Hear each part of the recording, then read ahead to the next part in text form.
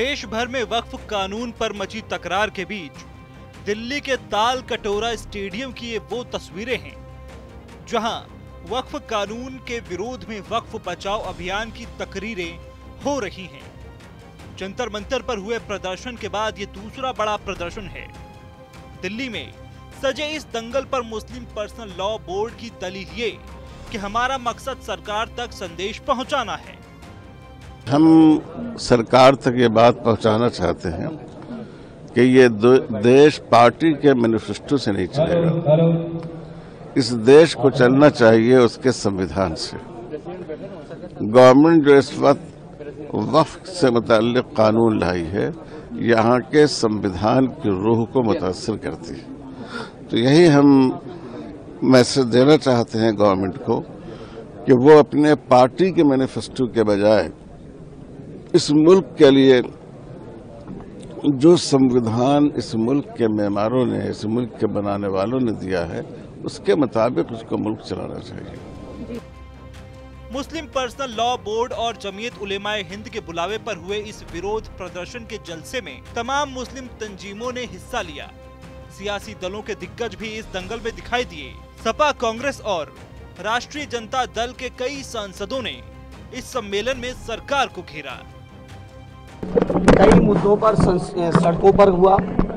Bill के introduction से लेके जेपीसी से लेके जंतर मंतर से लेके जहां तक भी ये कार्यक्रम चले, जंतर मंतर के बाद जिस दिन सदन में ये बिल आया पास होने के लिए, उस समय भी हम लोगों ने पुरजोर विरोध किया। और समाजवादी पार्टी का माननीय अखिलेश जी का साफ मानना है कि इस बिल की कोई आवश्यकता नहीं थी। वक्फ की जो जमीनें हैं, वक्फ की जो संस्थाएं हैं, उन संस्थाओं का बहुत बेहतर उपयोग या उसका जो मैनेजमेंट हो सकता है, जिन उम्मीदों के साथ, जिन उद्देश्यों के साथ हमारे आपके बुजुर्गों ने जो जमीनें वक्फ की हैं, वो बेहतर तरीके से संचालित हो रही थी। लेकिन भारतीय जनता पार्टी इनको बर्दाश्त नहीं है कि किसी पे जमीनें कैसे बचे। जमीयत से लेकर जमात इस्लामी तक सभी ने इस कानून को रद्द करने की मांग उठाई। तो वहीं AIMIM मुखिया असदुद्दीन ओवैसी ने भी कहा कि वक्फ कानून मुस्लिमों के पक्ष में नहीं बल्कि खिलाफ है। बीजेपी ने उस 16 पेज के बुकलेट में लिखा है कि 70% वक्फ की जायदादों पर कब्जा हो चुका है।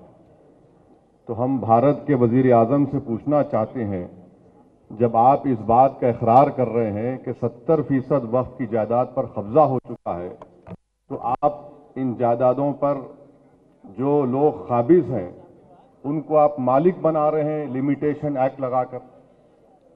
70% अगर प्रॉपर्टीज पर जो लोग काबिज हैं, लिमिटेशन एक्ट के एप्लीकेशन पर जो अप्लाई हो चुका है, और मुझे यकीन है कि कई रियासतों में उनको म्यूटेशन करवा के उनको मालिक भी बना दिया गया होगा। तो ये कानून नरेंद्र मोदी वक्फ को बचाने के लिए नहीं लाए हैं, वक्फ के काबिज लैंड ग्रैबरों को मालिक बनाने के लाए हैं। इधर मुस्लिम पर्सनल लॉ बोर्ड और तमाम संगठन जहां कानून को लेकर सरकार को कटघरे में खड़ा कर रहे हैं, तो वहीं मोदी सरकार ने मुस्लिमों को वक्फ कानून की अच्छाई बताने के लिए जन जागरण अभियान का ऐलान किया है। 5 मई तक मंडल स्तर पर यह मुहिम चलाई जाएगी। इस मुहिम में मंत्री से लेकर प्रवक्ता तक शामिल होकर इस कानून के फायदे बताएंगे और विपक्षी खेमे के प्रचार की धार को कुंद करेंगे।